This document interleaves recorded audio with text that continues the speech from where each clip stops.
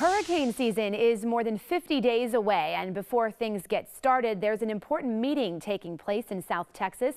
Meteorologist John Dawson attended the National Tropical Weather Conference and spoke with a top hurricane expert.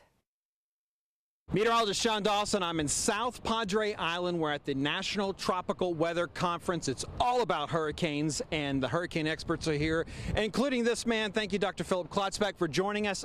You are a part of the Colorado State University's seasonal forecast, the hurricane seasonal forecast, one of the first ones that comes out, also one of the most respected ones. Thanks for coming with us. You just announced today, as a matter of fact, what those numbers will be for this season, so kind of give us an update. Yeah, we're forecasting a slightly below normal hurricane season this year, a total of 11 named storms, 4 hurricanes, and 2 major Category 3, 4, 5 hurricanes on the Saffir-Simpson wind scale. Normal season's about 12 named storms, 6 hurricanes, 2 major, so about 80% of the normal hurricane season. All right, so it sounds like that's a little bit of a reason to rejoice looking into the season, perhaps less activity than usual in the Atlantic Basin. Give us a little bit of an idea, and again, I mentioned that Atlantic Basin because there's some big areas, some big factors that go into making a forecast. Yeah, so 2 of the primary factors that we look at every year, but we're focusing on this year, is the state of El Nino. We may have El Nino developing this summer and fall. That's warmer than normal waters in the central and eastern tropical Pacific. If it develops, it tends to increase upper level winds into the Caribbean, into the Atlantic, tearing the tops off of the hurricanes as they're trying to develop.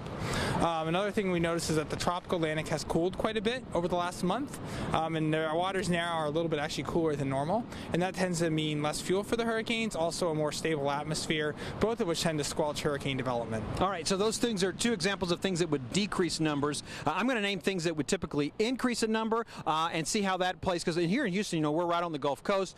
We're talking about the sea surface temperature, how warm the water is. You called it a bathtub earlier, but how does that kind of play into your seasonal forecast? Yeah, well, the Gulf water temperatures really don't play a role, at least on a seasonal level, for overall Atlantic hurricane activity.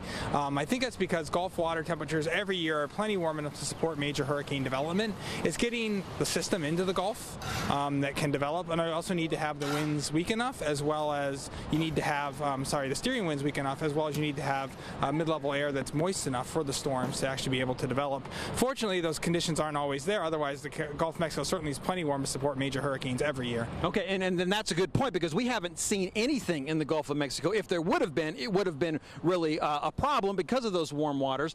So what would you say to those folks who are hearing your forecast, or perhaps who have just sort of thought, oh, well, we're not going to really worry about it because it's been so long or whatever since we've really seen activity? Yeah, I mean, the thing with hurricanes is you never know when they're going to come. They can come in active seasons, but they can also come in inactive seasons. One of Houston's most memorable hurricanes is Hurricane Alicia in 1983. There were only 4 storms in 1983, and Alicia formed in late August, but it was obviously a devastating storm for the Houston metro area.